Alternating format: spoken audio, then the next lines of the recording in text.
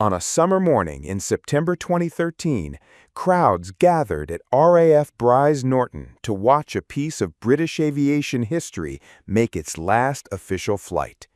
The aircraft was a Vickers VC10, a jet introduced in the early 1960s, outlasting peers like the Boeing 707 and Douglas DC-8 by decades. Unlike those American giants, the VC-10 had never sold in large numbers, yet it kept flying. Through Cold War tensions, multiple wars in the Middle East, and into the 21st century. Its survival wasn't accidental. It was the result of a design born out of political compromise, tailored for routes no other jet could reliably serve. To understand how Britain built a jet that refused to fade away, we have to go back to the years of post-war decline, when the UK aviation industry was struggling to prove it still had a place on the global stage. In the early 1950s, Britain's civil aviation industry was already showing signs of strain. During the war, manufacturing had been directed almost entirely toward fighters and bombers, leaving the United States to dominate the transport sector. By 1943, the Brabazon Committee acknowledged as much, recommending that Britain focus on niche designs rather than attempt to compete directly with American long-range transports. This decision would shape everything that followed. One of the first attempts to restore Britain's long-range capability was the Vickers V1000, later planned as the civilian VC-7. Conceived in 1951 as both a troop transport for the RAF and a long-range airliner for BOAC, it promised cutting-edge performance. But the design kept growing heavier, requiring more powerful Rolls-Royce Conway engines that were not yet ready. By 1955, defense cuts under the Eden government canceled the RAF's order, and BOAC, still reeling from the delays of the Britannia and the high-profile disasters of the de Havilland Comet, quietly withdrew support. The VC-7 airframe under construction at Weybridge was scrapped, and the project collapsed. This left Vickers in a precarious position. BOAC had begun buying Boeing 707s in 1956, but the 707 was poorly suited to the Empire routes that remained the backbone of Britain's air travel network. Airports like Kano in Nigeria, Nairobi in Kenya, and Karachi in Pakistan often meant operations from hot and high runways. Fully loaded, the 707 could not depart safely in these conditions. De Havilland proposed a new Comet variant, the DH-118, and Handley Page suggested a civilian Victor derivative, the HP-97. But neither satisfied BOAC's operational needs. This gap presented an opportunity.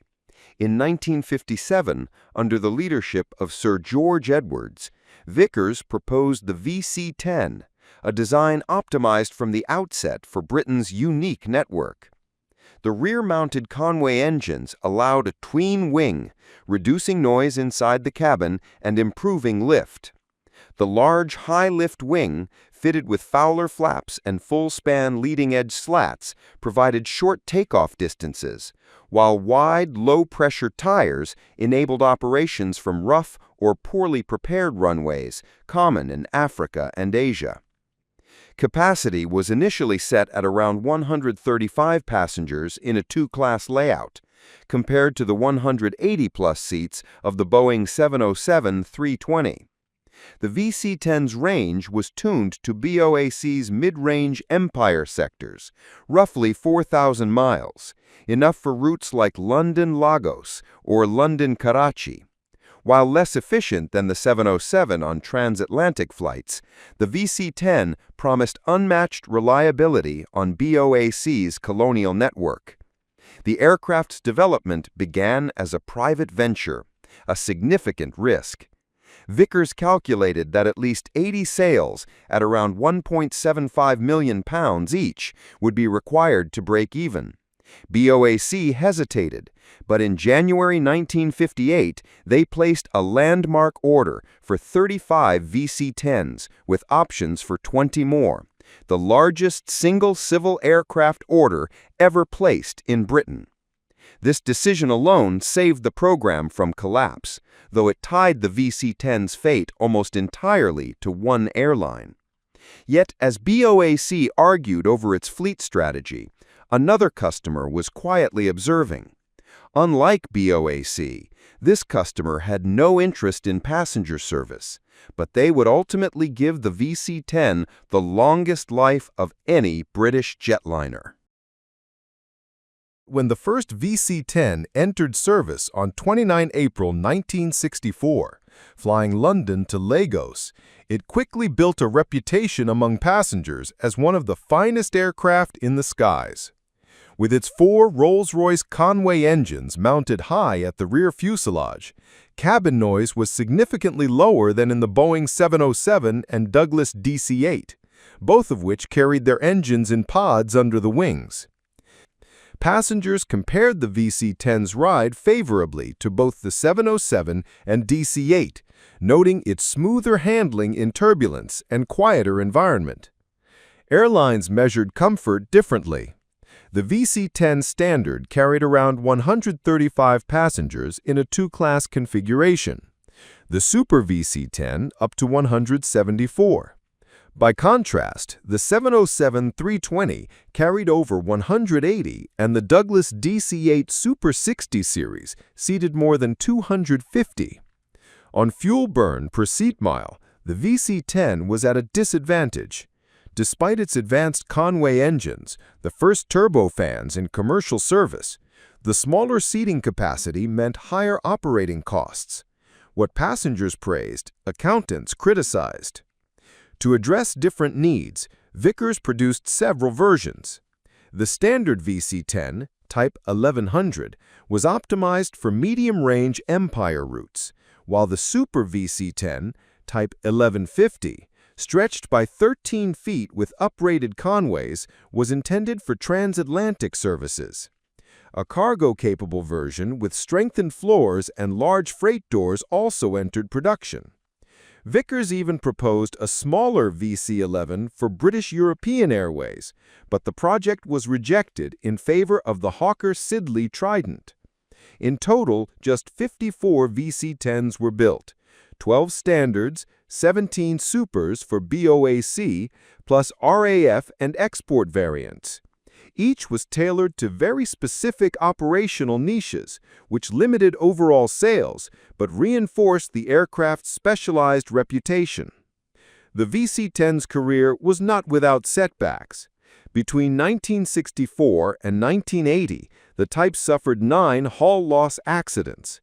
These included weather-related crashes in Nigeria, engine fires, and several overrun incidents.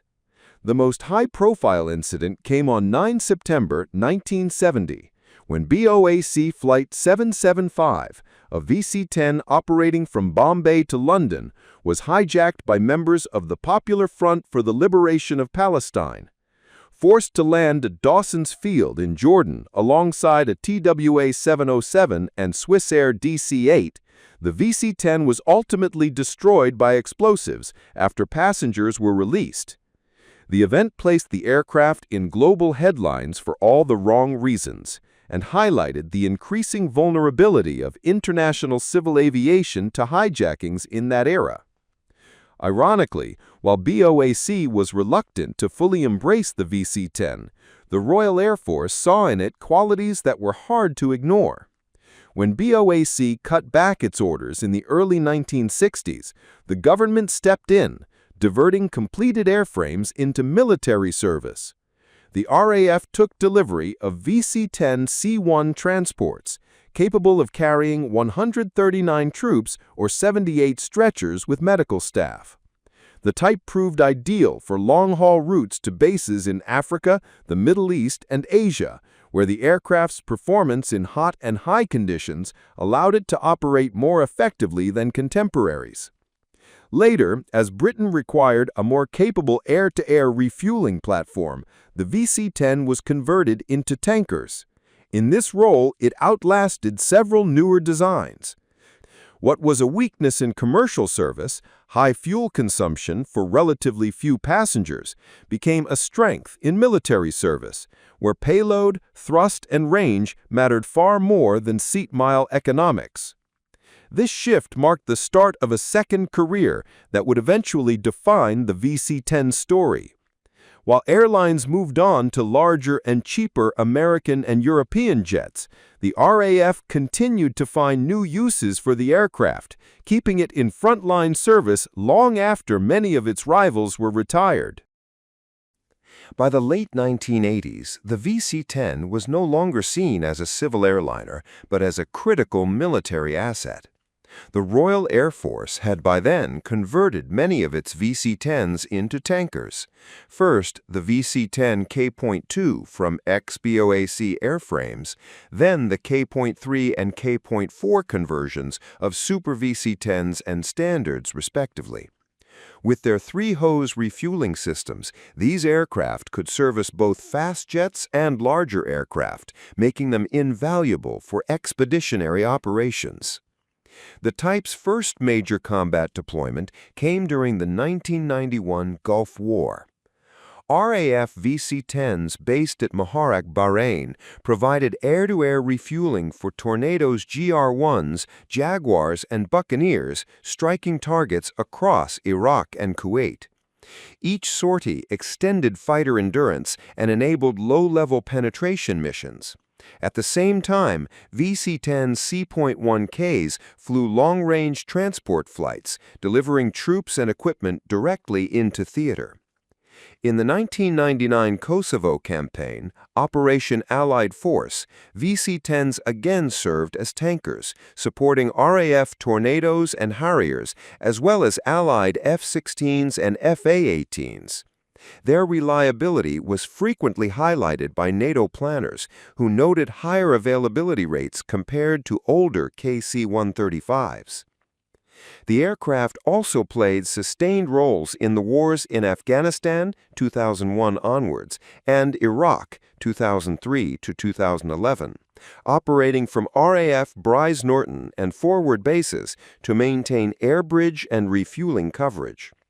VC-10s often deployed alongside Lockheed TriStars, but crews favored the VC-10 for its shorter turnaround times and strong climb performance under heavy loads, a direct benefit of its Empire route optimization. The VC-10 was not only respected in military roles, but also achieved distinctions in civil aviation. On 29 November 1979, a British Airways Super VC-10 flew from New York JFK to Prestwick, Scotland in 5 hours and 1 minute, setting a subsonic transatlantic speed record that stood until the Boeing 747-4 surpassed it in 1994. This was made possible by the aircraft's high cruising Mach number of 0.87 compared to around 0.84 for the Boeing 707 and 0.82 for the DC-8. Pilots valued the VC-10 for its forgiving handling and stability even in turbulence. The high-mounted tailplane and clean wing gave it excellent low-speed characteristics, while the Conway engines provided rapid acceleration on takeoff. Training captains often remarked that while the 707 required careful management at heavy weights, the VC-10 maintained strong performance from short or hot and high runways, a direct benefit of its Empire route optimization. In terms of fuel burn, the VC-10 was less efficient than its peers. A standard VC-10 carried roughly 135 passengers with a range of about 4,000 miles. Even as the Airbus A300 and later widebodies entered service, the VC-10 retained a reputation among pilots for being one of the most capable narrow-fuselage long-haul jets ever built.